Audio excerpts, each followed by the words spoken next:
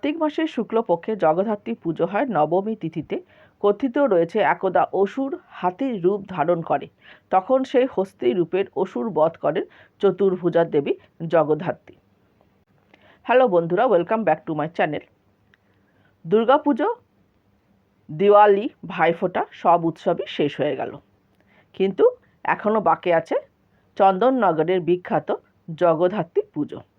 এটা শুধু চন্দননগর কেন, নদিয়ার কৃষ্ণনগর, হুগলি বিভিন্ন স্থানে কিন্তু এই জগদ্ধাত্রী পুজো হয়। আজকের এই ভিডিওয়ে আমরা জেনে নেব 2024 সালে জগদ্ধাত্রী পুজো কবে থেকে শুরু হচ্ছে, কবেই বা পড়েছে নবমী তিথি। ভিডিওটি শুরু করার আগে বলে নিই, ভিডিওটি ভালো লাগলে অবশ্যই লাইক করে কমেন্ট করে চ্যানেলটিকেও সাবস্ক্রাইব করে রাখবেন। তো চলুন শুরু করি।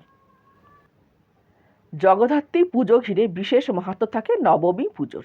নবমীর দিনে জগদ্ধাত্রী দেবীর মূল পুজো করা হয়। বিভিন্ন জায়গায় এই পুজোর আলাদা আলাদা আচার রয়েছে। দেবীর রূপ সিংহবাহিনী। এই জগদ্ধাত্রী শালঙ্কারা, তার 4 হাতে রয়েছে তীর, ধনুক, শঙ্খ ও চক্র। এই দেবী হাতির রূপ ধারণকারী অসুরকে বধ করেন। হাতির অপর নাম করি থেকে অসুরের নাম হয় করিন্দাসুর, আর সেই থেকে দেবীর নামকরণ হয় করিন্দাসুর নিষুদিনী।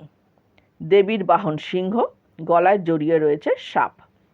জগদ্ধাত্রী পুজো 2024 তারিখে কবে পড়েছে সেটি আমরা এখন জেনে নিই। জগদ্ধাত্রী পুজোর ষষ্ঠী পড়েছে 7ই নভেম্বর 2024 সালে, সপ্তমী তিথি পড়েছে 8ই নভেম্বর, অষ্টমী তিথি পড়েছে 9ই নভেম্বর, নবমী তিথি পড়েছে 10ই নভেম্বর, দশমীর তিথি রয়েছে 11ই নভেম্বর। উল্লেখ্য, দুর্গাপুজোর দশমী থেকেই শুরু হয়ে যায় জগদ্ধাত্রী পুজোর কাঠামো পুজো, আর এবার সেই উৎসব আসার পালা। তাহলে আজকে আমি শেয়ার করলাম 2024 সালে জগদ্ধাত্রী পুজো কবে থেকে শুরু হচ্ছে এবং নবমী তিথি কবে। ভিডিওটি ভালো লাগলে অবশ্যই লাইক করে চ্যানেলটিকেও সাবস্ক্রাইব করে রাখবেন।